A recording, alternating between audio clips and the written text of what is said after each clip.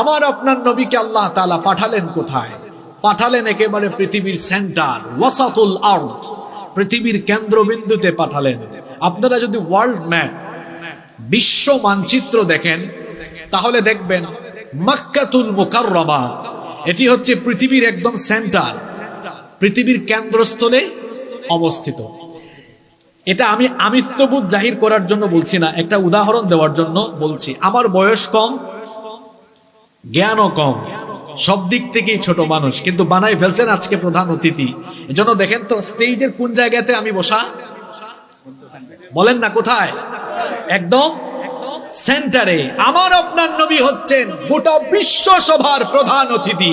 এজন্য আল্লাহ তাকে দুনিয়ার কোনায় কানায় পাঠান নাই, একদম পৃথিবীর সেন্টার মক্কাতুল মুকাররমা, মক্কা নগরীতে পাঠিয়েছেন। সুবহানাল্লাহ।